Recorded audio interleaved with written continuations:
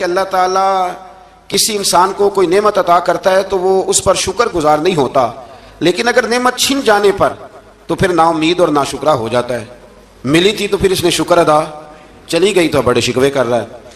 اسی طرح اگر مصیبت کے بعد کوئی نعمت ملے تو انسان اتراتا ہے، شیخی بھکارتا ہے۔ البتہ جو ہر حال میں صابر شاکر رہے اور عمل صالح کرے تو ان کے لیے بخشش ہے اور بڑا اجر ہے۔ اللہ تعالیٰ نے اپنے نبی پاک صلی اللہ علیہ وسلم کو تسلی کے لیے فرمایا کہ کفار طرح طرح کی فرمائشیں کرتے ہیں،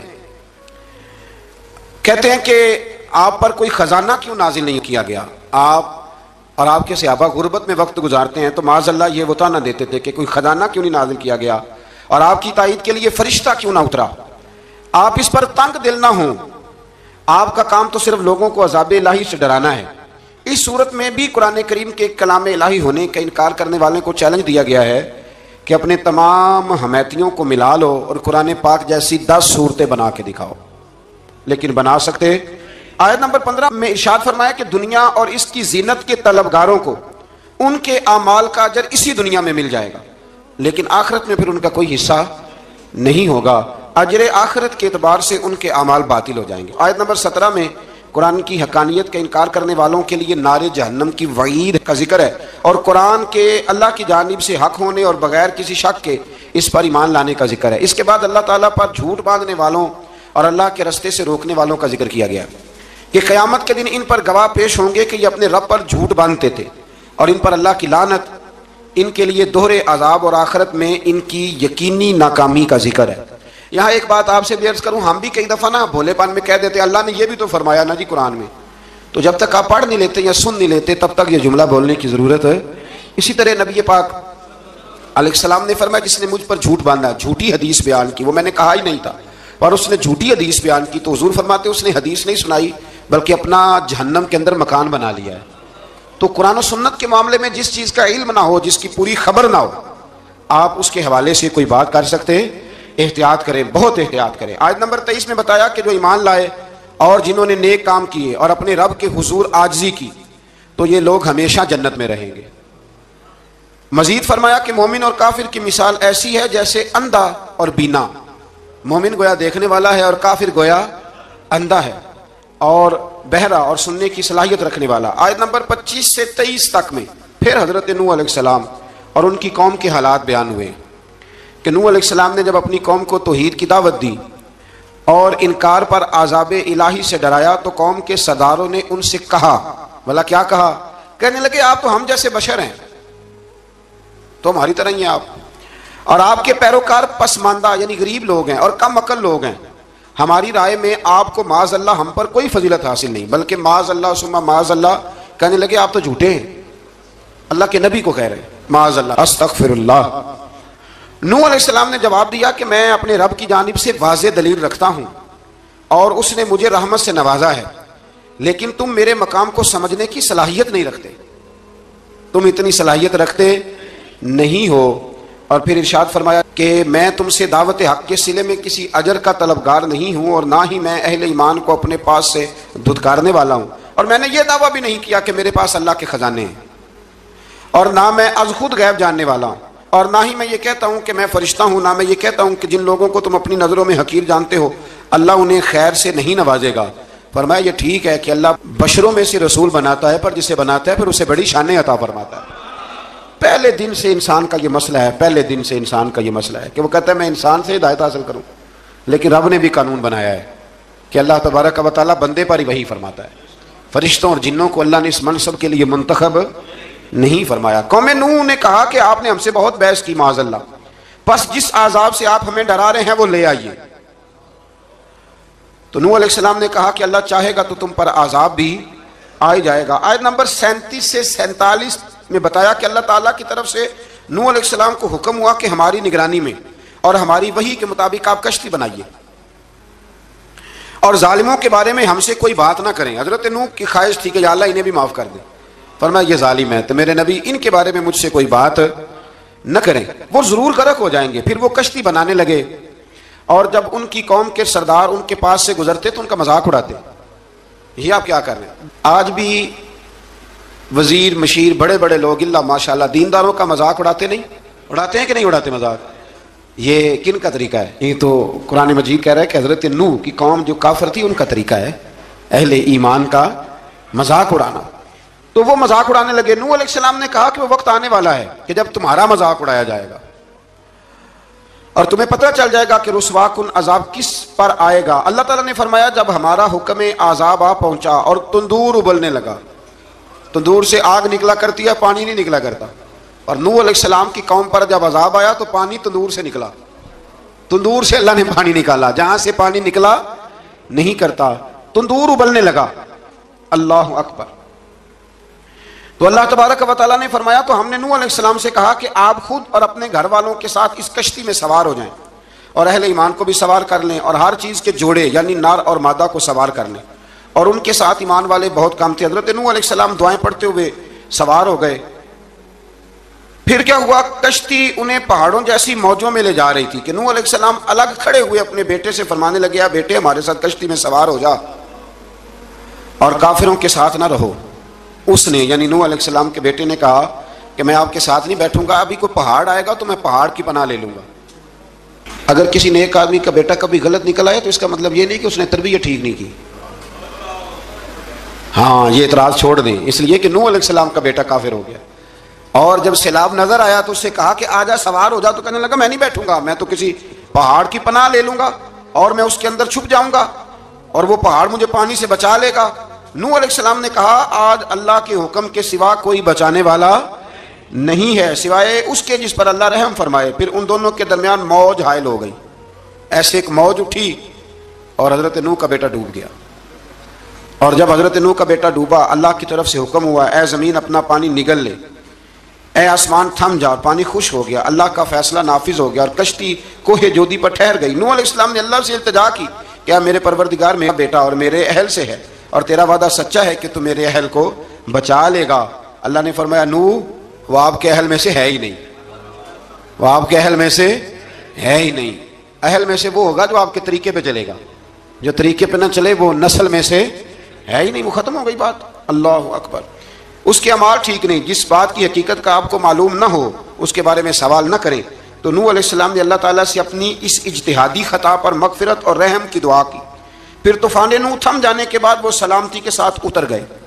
اجتہادی خطا, میں نے ایک لفظ بولا ہے, یہ اجتہادی خطا کا مطلب یہ ہے کہ بعض اوقات انبیاء سے ایسی باتیں سرزد ہو جاتی ہیں کہ جو تعلیم امت کے لیے ضروری ہوتی ہیں تاکہ لوگوں کو پتہ چل جائے کہ اللہ کی بارگاہ میں توبہ کیسے کرنی.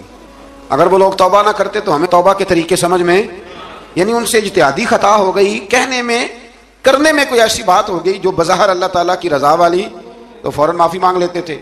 لیکن اب امتی اٹھ کے کہے کہ نبی گناہ گار ہے معاذ اللہ. حضرت آدم نے دعا مانگی تھی نا, ربنا ظلمنا انفسنا, اے اللہ ہم نے اپنی جانوں پر ظلم کیا. انہوں نے کہا تھا تو اگر کوئی بندہ حضرت آدم کو ظالم کہے گا تو کافر ہو جائے گا. تو اگر وہ کہے کہ وہ تو خود کہہ رہے ہیں, ایک بندہ اڑ جاتا ہے کہتے تو خود کہہ رہے ربنا ظلمنا, وہ خدا کے بندے, وہ اللہ کے نبی ہیں, وہ رب سے کہہ رہے ہیں, وہ عاجزی کے طور پر کہہ رہے ہیں. کچھ لوگ اڑ جاتے ہیں کہتے ہیں خود حضور نے کہا جی انا بشر مثلکم, میں تمہاری طرح کا بشر ہوں, خود نبی پاک نے کہا ہے. عجیب بیوقوف بندے ہو, نبی کریم تو کہہ سکتے ہیں پر امتی اٹھ کے نہیں کہہ سکتا. اس نے تو کہنا ہے وہ حبیب اللہ ہے, اس نے تو کہنا ہے وہ قیامت میں شفاعت کرنے والے ہیں. امتی نے تو کہنا ہے وہ سارے نبیوں کے سردار ہیں, وہ امام الانبیاء ہیں.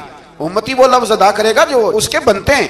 اب کوئی بندہ اٹھ کے کہہ دے, دیکھے نا ایک بہت بڑا عالم تقریر کرتے ہوئے کہے جی میں تو ان پڑھ آدمی ہوں, تو اس کا شاگرد کہے کہ استاد جی قسم اٹھائے, ہاں آپ نے تقریر میں کہا نہیں میں ان پڑھ ہوں, آپ تو ان پڑھ ہے. تو یہ بات ادب ہے کہ بے ادبی ہے؟ چلیں اس سے آگے چلتے ہیں, یہ بھی ذرا مشکل سے سمجھ میں آئے گی. ایک اور بات جو جلدی سمجھ میں آ جائے گی. ایم این اے جب اعلان کرتا ہے, تقریر کرتا ہے, الیکشن لڑتا ہے تو کہتا نہیں میں قوم کا خادم ہوں. کہتے ہیں نا کہ میں قوم کا خادم سے آپ کیا کچھ کراتے ہو, سارے کام کراتے ہیں نا. خادم کو بندہ یہ بھی کہہ لیتا ہے کہ جھاڑو دے دے گلی میں, کہتے ہو کہ نہیں کہتے؟ تو اس نے بھی تو اسپیکر میں کہا میں خادم ہوں, کہو اس سے کہ جھاڑو دے گلی میں آ کے. پھر پتہ کیا حال ہوگا, جھاڑو تو نہیں آئے گا اور ہو سکتا ہے کچھ ہے آ جائے. تو اس لیے اب کوئی بندہ کہے جی انہوں نے خود کہا ہے, تو ایک کچھ پوری جماعت ہے لوگوں کی جو بات کو سمجھتی نہیں. کہتے ہیں خود کہا ہے میں بشر ہوں, انہوں نے خود کہا میں غیب نہیں جانتا, انہوں نے خود کہا میرے پاس خزانہ کوئی نہیں, انہوں نے خود کہا میرے پاس کوئی شے نہیں. تو اس لیے آپ سمجھیں کسی کے لفظوں پر اگر آپ گرا لگا کے بیٹھیں گے تو پھر اس سے بے ادبی ہوگی. تو نوح علیہ السلام نے اللہ سے اپنی اجتہادی خطا کی معافی مانگی. اب حضرت نوح کو کوئی خطا کار کہے گا تو بہت بڑا مجرم بن جائے گا, اس لیے کہ وہ اللہ کے نبی ہیں. آیت نمبر 50 میں قوم عاد کا ذکر ہے اور ان کی طرف دعوت توحید دینے کے لیے اللہ تعالیٰ نے حضرت ہود علیہ السلام کو بھیجا۔ ہود علیہ السلام نے قوم سے کہا کہ میں تم سے کسی چیز کا اجر طلب نہیں کروں گا، میرا اجر میرے اللہ کے بارگاہ میں ہے، پاس تم اپنے رب سے بخشش مانگو، پھر اس کی بارگاہ میں توبہ کرو، اللہ تعالیٰ تم پر موسلا دار بارش برسائے گا اور تمہاری قوت میں اضافہ فرمائے گا۔ قوم عاد نے دعوت حق کو رد کیا اور ایمان نہ لائے، بلکہ ہود علیہ السلام پر طنز کیا۔ وہ کہنے لگے کہ ہمارے تو معبودوں نے، ہمارے بتوں نے معاذ اللہ آپ کو پاگل بنا دیا ہے، آپ کو مجنون بنا دیا ہے۔ الٹا حضرت ہود کو کہنے لگے اس لیے آپ ایسی باتیں کرتے ہیں۔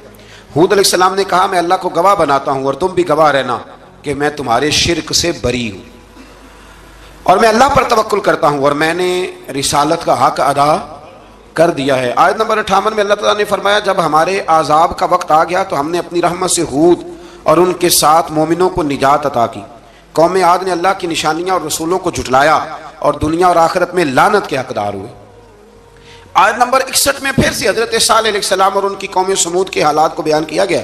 حضرت صالح نے کہا ہے میری قوم اللہ وحدہ لا شریک کی عبادت کرو، اس سے بخشش طلب کرو، اس کی بارگاہ میں توبہ کرو، اس نے تمہیں زمین سے پیدا کیا ہے، اس پر آباد کیا۔ جواب دیا ہے صالح ہمارے آباء و اجداد کے معبودوں کی عبادت کو روکنے سے پہلے ہمیں آپ سے بڑی امیدیں تھیں اور اب آپ ہمیں روکنے لگے ہیں باپ دادا کے دین سے، لیکن اب ہمیں آپ کی دعوت کے بارے میں شکوک ہیں۔ صالح علیہ السلام نے اپنی قوم سے کہا کہ یہ اللہ کی اونٹنی ہے اور یہ تمہارے لیے نشانی ہے، اسے چرنے کے لیے آزاد چھوڑ دو اور اسے تکلیف نہ دینا، اللہ اکبر، ورنہ تمہیں عذاب پہنچے گا۔ انہوں نے اونٹنی کی کونچیں کاٹ ڈالی۔ صالح علیہ السلام نے کہا تم صرف 3 دن اپنے گھروں میں مزے اٹھا لو، 3 دن، پھر اللہ کا یقینی عذاب آئے گا۔ پھر ایک چنگاڑ نے ان کو آ دبوچا، وہ اپنے گھروں میں گھٹنوں کے بل اوندے پڑے رہ گئے۔ صرف صالح علیہ السلام ان کے ساتھ اہل ایمان اس عذاب سے بچے۔ یہ 3 قوموں کا ذکر ہو گیا، نوح علیہ السلام کی قوم کا بھی، ہود علیہ السلام کی قوم کا بھی اور حضرت صالح علیہ۔ آگے اللہ تبارک و تعالیٰ نے آیت نمبر 69 میں اس بات کا بیان فرمایا کہ حضرت ابراہیم علیہ السلام کے پاس فرشتے بشری شکل میں آئے، انسانی شکل میں۔ انہوں نے اجنبی مہمانوں کے لیے بچڑے کا بھنا ہوا گوشت تیار کرایا۔ آپ یقین کریں کچھ باتیں لوگ ایسی بیان کرتے ہیں کہ جن کو نہ سن کے بندے کا دل کرتا ہے کہ اس بندے کو بتائیں کہ یار یہاں تو دین سارا پڑھ۔ ایک صاحب مجھے کہنے لگے جی میں ایک پیر صاحب کے پاس گیا تھا تو بڑی مرغن غذائیں تھیں، انہوں نے میری بڑی خدمت کی پر مجھے نہیں اچھا لگا، پیروں کو چاہیے سادی روٹی رکھیں۔ میں کہ تو پیروں واسطے لسٹ بنا خواہ انہوں نے کس طرح کا ہونا چاہیے۔ یہ بہت بڑی مصیبت ہے، اگر آپ سادہ کھانا کھلا دیں تب بھی اعتراض ہے، اچھا کھلا دیں کہنے رولا ہے کوئی پیر چوکھے مالدار، دونوں طرف سے مسئلہ۔ تو کہنے لگا جی نہیں پیروں کا کیا کام ہے، وہ کڑھائیاں اور وہ سارے۔ تو پھر میں نے انہیں کہا کہ آپ اس طرح کریں گھر جا کے نا تو 12ویں سپارے کی تلاوت کریں۔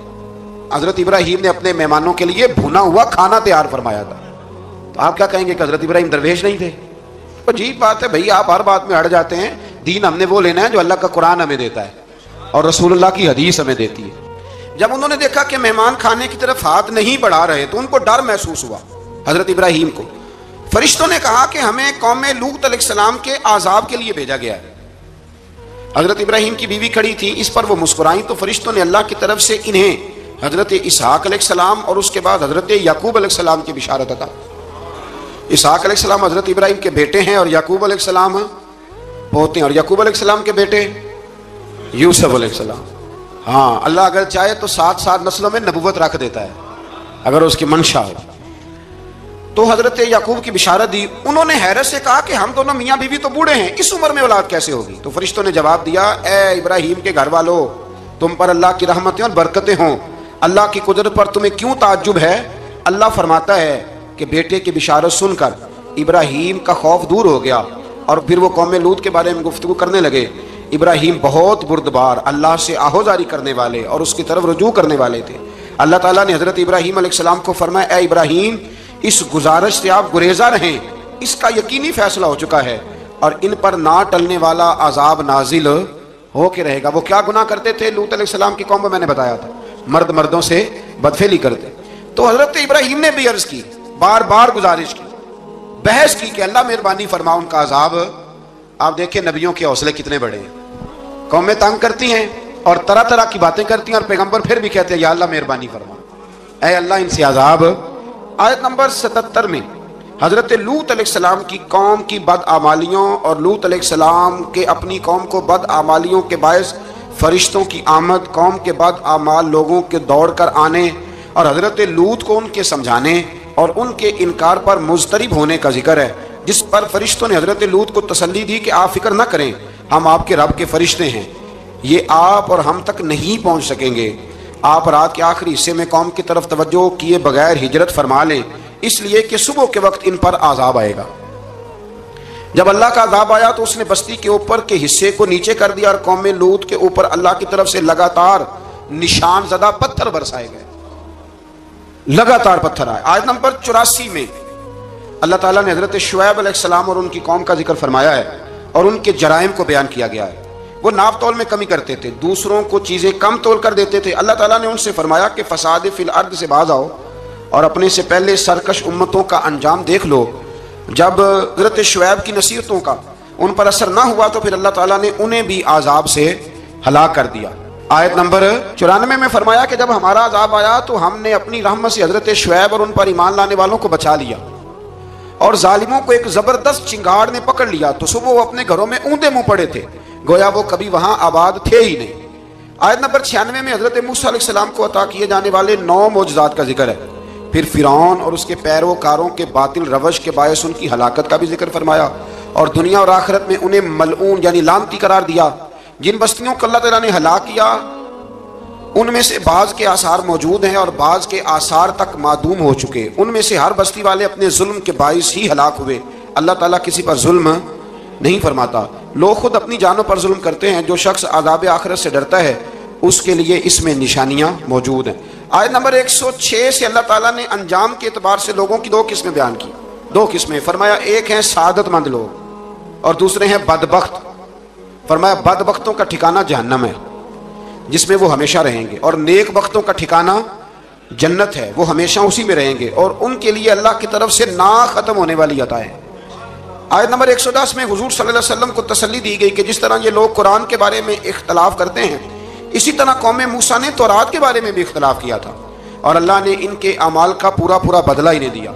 آیت نمبر 112 سے سرکشی کو چھوڑ کر احکامات دین پر استقامت اختیار کرنے اور ظالموں کے ساتھ میل جول رکھنے سے بچنے کا حکم دیا گیا ہے، اور فرمایا کہ ظالموں سے میل جول کا انجام دوزخ کی آگ ہے۔ ہم لوگ نہ شکوہ کرتے ہیں، کسی حکومت کو بنے ہوئے 6 مہینے گزرتے ہیں تو شکوہ شروع ہو جاتا ہے، حالانکہ وہ خود تو نہیں نہ بنتے، ان کو کوئی بنانے والا ہے۔ تو ظالم کا جو مددگار ہوتا ہے وہ بھی ظالم ہوتا ہے، اس لیے احتیاط کریں۔ اور یہ صرف سیاستدانوں کی بات نہیں، دنیا کے ہر معاملے میں آپ غور کریں کہ آپ کسی ظالم کے مددگار تو نہیں۔ اللہ تعالی ہمیں حق پر استقامت عطا فرمائے۔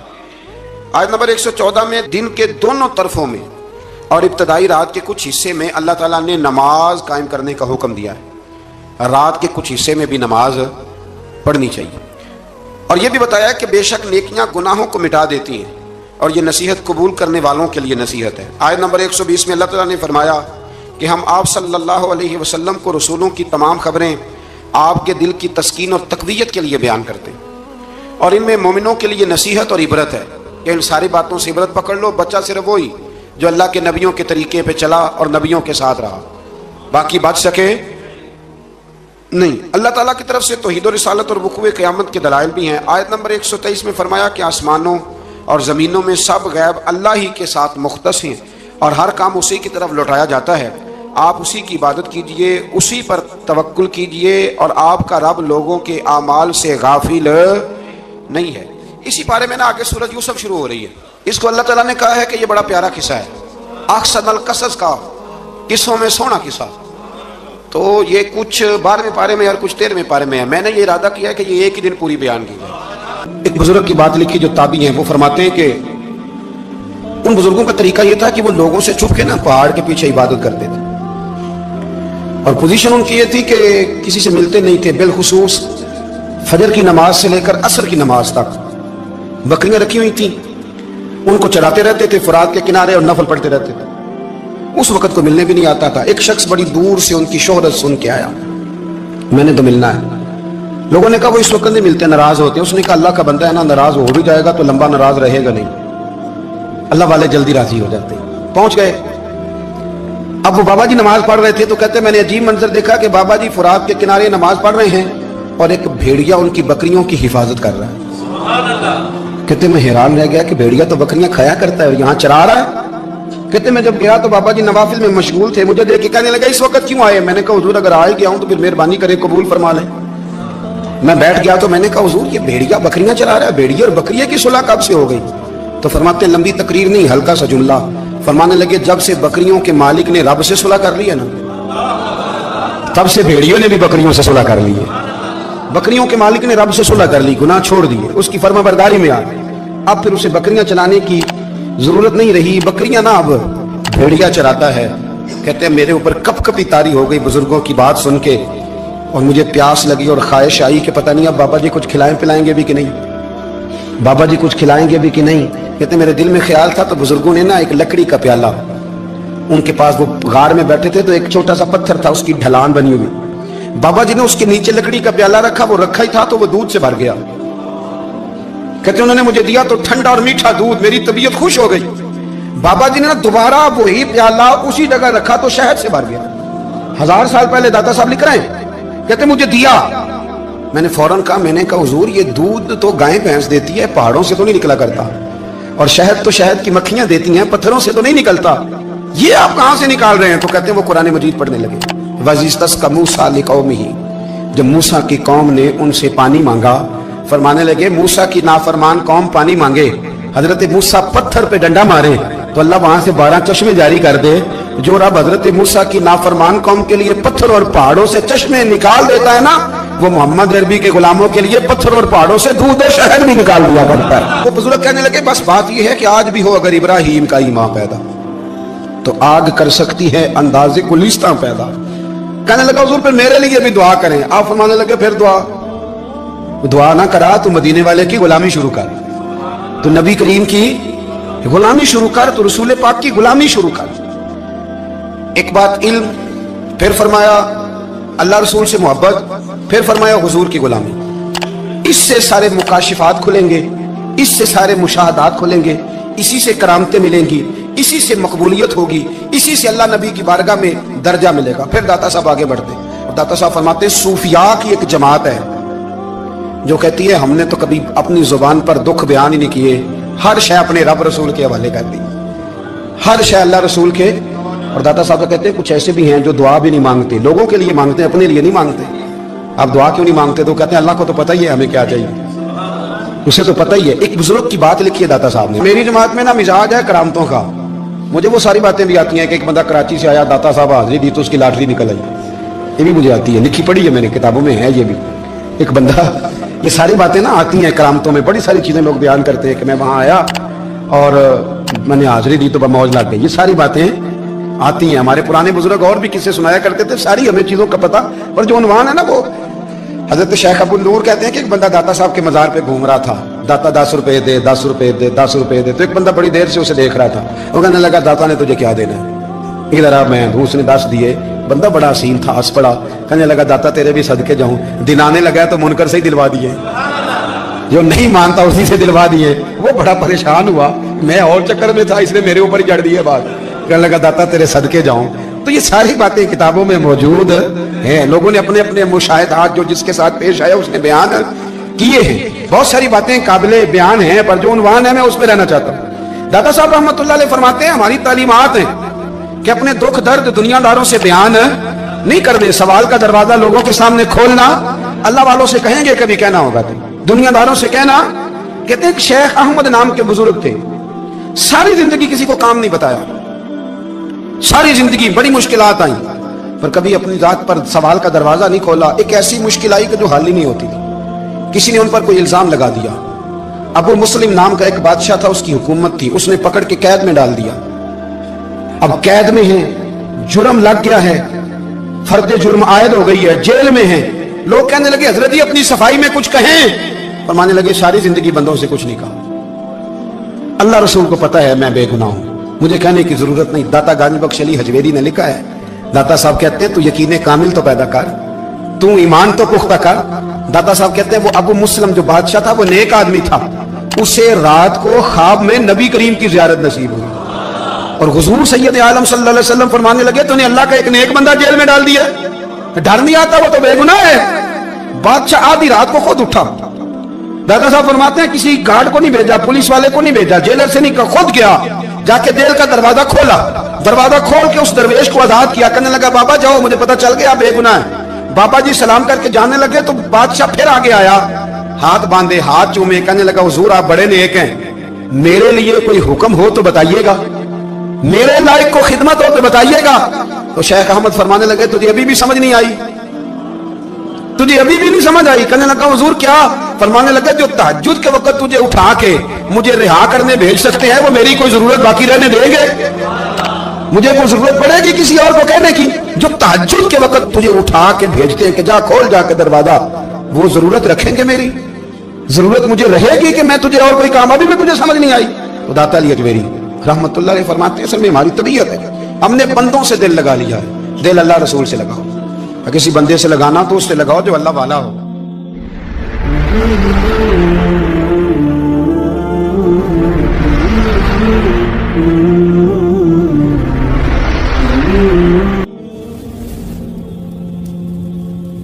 ये वाला रंग तेरे अंदर कोई नहीं। अबू सुफियान आए उन दिनों जिन दिनों हालात बड़े कठिन थे, इख्तलाफ शिद्दत का था। अबू सुफियान आए हुजूर की बारगाह में। आए किस लिए? मक्के में कहत पड़ गया है, बारिश नहीं होती। उधर समामा बिन असाल यमामा कबीले के सरबराह कलमा पढ़ के मुसलमान हो गए। सारी गंदम उस कबीले से आती थी। समामा कहने लगा तुम मेरे मुस्तफा को नहीं मानते, कोई गंदम नहीं, भाग जाओ। एक बारिश कोई नहीं, दूसरी गंदम कोई नहीं। अबू सुफियान तड़प के दरे रसूल पे हाजिर हुए। अभी थोड़े दिन गुजरे हैं, ओहद में हुजूर के दांत शहीद किए। अभी थोड़े दिन गुजरे हुजूर को सताया है। अभी थोड़े दिन गुजरे हजरत अमीर हमजा का कलेजा निकाल के चबाया है। अभी थोड़े दिन गुजरे हजरत अनस बिन नजर की गर्दन काटी। अभी थोड़े दिन गुजरे अब्दुल्ला बिन जहाज के टुकड़े किए। अभी थोड़े दिन गुजरे हुजूर को सताया है, तड़पाया है। पर हजरत अली शेर खुदा फरमाते हैं मैं मानने वाला उस रसूल का हूँ जिसके दांत शहीद हो गए, ओहद के अंदर सारी दाढ़ी लहू से भर गई। फरमाते मैं रो पड़ा और मैंने कहा महबूबा आप नहीं मुझसे बर्दाश्त होता, दुआ करें अल्लाह इन पे अज़ाब नाज़िल करे। उठाए हाथ, आप दुआ करेंगे तो अल्लाह तबारक व तआला दो पहाड़ियों में पीस डालेगा। हजरत अली कहते हैं मैंने अर्ज की तो हुजूर ने हाथ उठाए और दुआ क्या दी? अल्लाहुम्मा हदी कौमी फइन्नहुम ला यअलमून। ऐ अल्लाह मेरी कौम को हिदायत दे दे, ये जानते नहीं ये क्या कर रहे हैं। अल्लाह इन्हें हिदायत दे। ये इखलाक हसना का मेयार। थोड़े दिन पहले हुजूर के साथ ये रवैया। अबू सुफियान अब बेहाल हो गए, बच्चे भूख से मरने लगे, जानवर प्यास से मरने लगे। अबू सुफियान छुपता छुपाता कहने लगा चारा कोई नहीं, मुस्तफा के पास जाना ही पड़ेगा। अबू सुफियान मदीने पहुंच गए। जब पहुंचे ना तो अबू सुफियान की अपनी साहिबजादी हजरत उम्मे हबीबा उम्मुल मोमिनीन थी, रसूलुल्लाह की ज़ौजा थी। अबू सुफियान जब आए तो हजरत उम्मे हबीबा के पास सीधे उनके घर गए बेटी से मिलने। हुजूर का बिस्तर बिछा हुआ था। हजरत उम्मे हबीबा हुजूर की ज़ौजा उम्मुल मोमिनीन बिस्तर बिछाए। अबू सुफियान बैठने लगे। जनाब उम्मे हबीबा कहने लगी अब्बा जी ठहर जाएं। वो ठहरे तो बिस्तर समेट दिया। कहने लगे बेटी शायद तेरे घर में कोई कीमती बिस्तर नहीं, गुर्बत छुपाने के लिए बिस्तर समेट रही हो। जनाब उम्मे हबीबा कहने लगी अब्बा तू मुसलमान नहीं ना हुआ, अभी तेरी सोच काफिरों जैसी है। तू यहाँ आके खड़ा हो ना जहाँ मैं खड़ी हूँ, फिर तुझे रसूलुल्लाह की मोहब्बत के रंग का पता चले। तू अभी खड़ा वहां है जहाँ तुझे कुफर ही कुफर सुनाई और सुझाई देता है।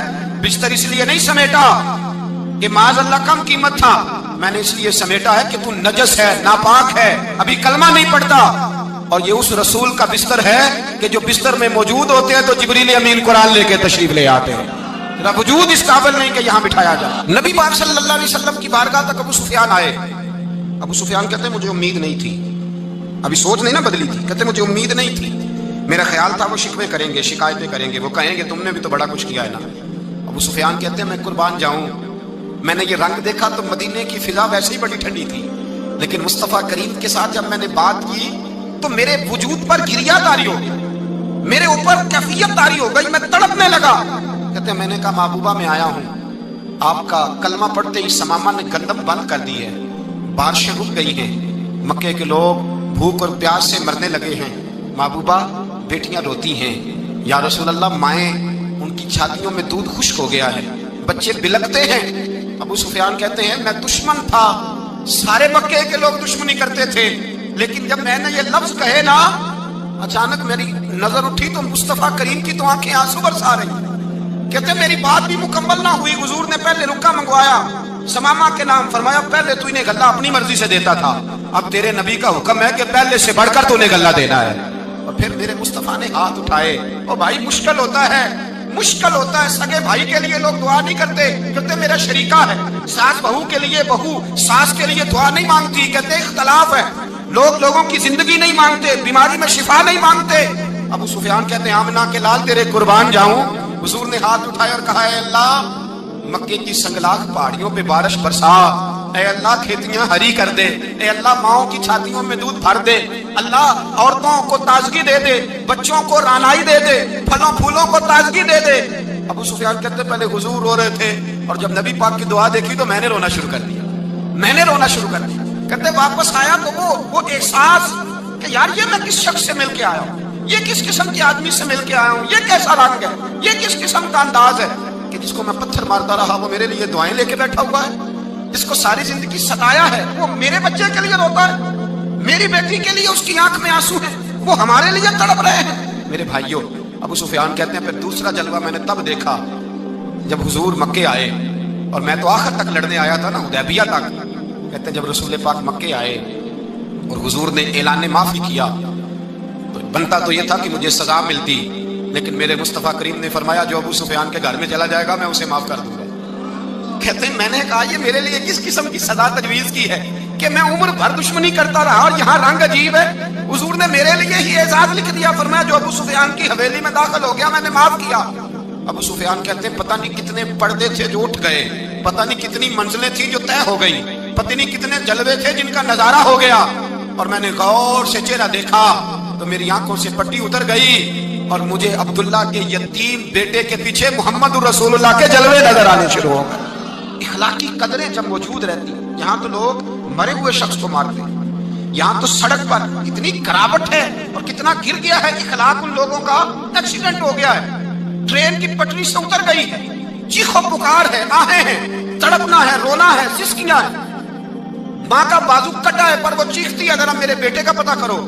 باپ کی آنکھوں میں ریت پڑ گئی ہے پر وہ تڑپتا ہو میرا بیٹا تھا. چیخ و پکار ہو رہی ہے.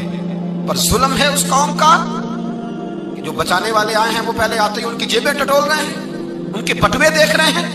گری ہوئی عورتوں کے یہ آپ اٹھا کر دیکھیے اخبارات، عورتوں کے گری ہوئی عورتوں کے کانوں سے بالیاں نوچی گئی اور ان کے کان تک کٹ گئے. یہ اس قوم کا حال ہے. اقبال کہتے ہیں جنہیں آتا نہیں دنیا میں کوئی فن تم ہو اور بیچ کھاتے ہیں جو بزرگوں کا کفن تم ہو.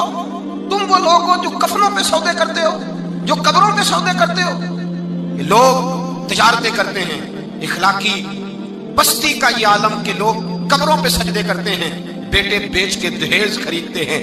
غریب کی بیٹی روز تڑپتی ہے، روتی ہے، روز سسکیاں لیتی ہے کہ کہاں سے وہ دروازہ کھلے گا جب میں بھی جب سہاگن ہوں گی، جب میرا باپ بھی عزت کے ساتھ مجھے رخصت کرے گا. اور غریب آدمی بیٹی کی شادی کے بعد اتنا دکھی رہتا ہے، وہ بھی کم ہی لوگ جانتے ہیں، وہ بھی وہی لوگ جانتے ہیں جو اس منظر سے گزرتے ہیں. ہمارا اخلاقی معاملہ اس قدر زیادہ تباہی کا شکار ہے. میرے مصطفیٰ کریم سید عالم نور مجسم صلی اللہ علیہ وسلم جذبات کا خیال رکھتے، احساسات کا خیال رکھتے، تصورات کا. او بھائی اس سے بڑا اخلاق کا مظاہرہ کہاں سے لینے جاؤ گے کہ آمنہ کے لال فرماتے ہیں میرا دل کرتا ہے نماز لمبی پڑھاؤں، نماز اللہ کی نماز دل کرتا ہے لمبی نماز پڑھاؤں، میں لمبی لمبی صورتیں تلاوت کروں، میں کھل کے رب کریم کا قرآن پڑھوں، میں اللہ تبارک و تعالیٰ کے قرآن مجید کے ذائقوں میں کھو جاؤں.